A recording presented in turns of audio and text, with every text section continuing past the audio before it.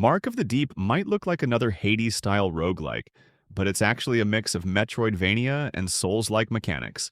You play as Rookie, a sailor stranded on a dangerous island after a shipwreck.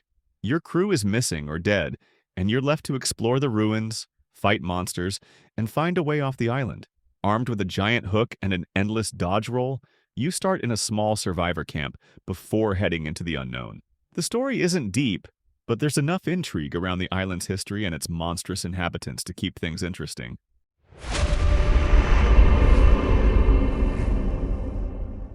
The combat starts simple.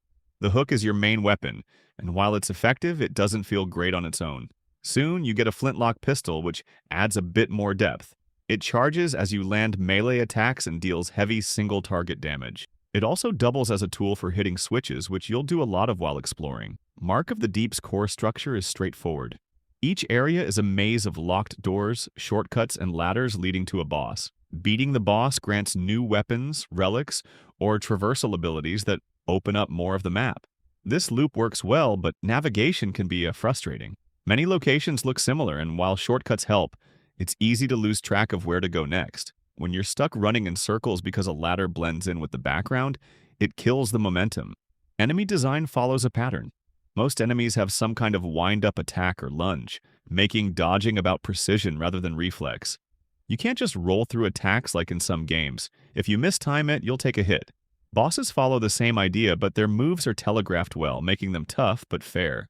Once you learn their patterns, they're manageable. Dying returns you to the last checkpoint, but you don't lose progress. Any unlocked doors stay open, and items you've picked up remain in your inventory. This makes Mark of the Deep much more forgiving than a roguelike. The game has a hub system too, with some rescued crewmates returning to camp to offer upgrades and items. It's a basic setup, but it adds a nice sense of progression. Visually, the game leans heavily into the dark, hand-drawn aesthetic seen in other isometric action games like Curse of the Dead Gods and Raven's Watch. It looks good, but it's nothing new. This might cause people to overlook it, assuming it's just another roguelike. A small but annoying detail is that while enemies don't respawn unless you rest, breakable objects do. If you leave an area and come back, you'll need to smash the same crates again, which gets old fast.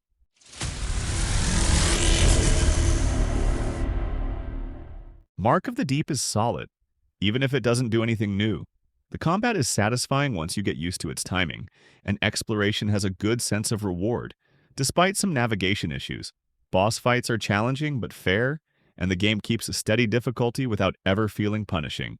While the art style is overused, the gameplay underneath is strong enough to make it worth playing. For more games, check out our reviews of Sniper Elite Resistance or Eternal Strands. Thanks for watching.